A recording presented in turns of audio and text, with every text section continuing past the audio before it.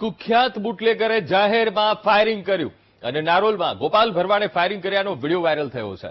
જણાવી દઈએ, ગોપાલ ભરવાડ સામે અગાઉ ઈસનપુર પોલીસમાં ગુનો નોંધાયો હતો।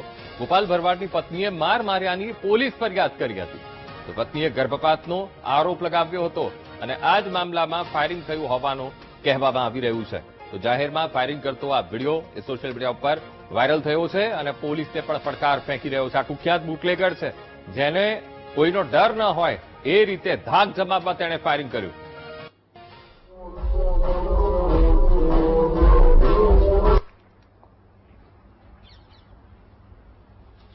આજ મુદ્દે સંવાદદાતા અનિતા પટણી ફોનલાઈન પર। અનિતા, અમદાવાદમાં એક કુખ્યાત બુટલેગર જેને કાયદો અને વ્યવસ્થાનો કોઈ ડર ના હોય, પોલીસને પડકાર ફેંકતો હોય, એ રીતે જાહેરમાં ફાયરિંગ કર્યું છે। શું તેની સામે કોઈ કાર્યવાહી થશે ખરા, અનિતા?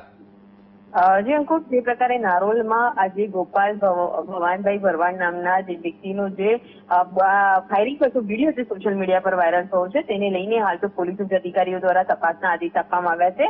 આ જે કુખ્યાત ગોપાલ ભરવાડ છે, તેની વિરુદ્ધ હથિયારને લઈને જે ફાયરિંગ કરવામાં આવ્યું છે અલગ અલગ જગ્યાએ, કોઈ પ્રસંગની અંદર, અને રીલ્સ બનાવવા માટે ફાયરિંગ કર્યું હોવાનું હાલ તો સામે આવ્યું છે।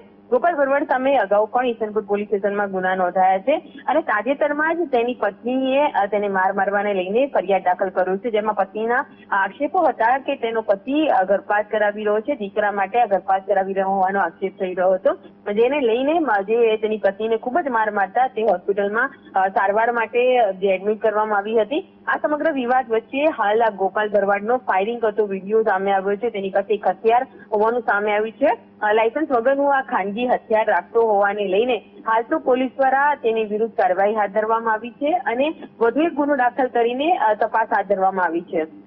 જી બિલકુલ અનિતા, સમગ્ર માહિતી સાથે જોડાવા બદલ આપનો આભાર।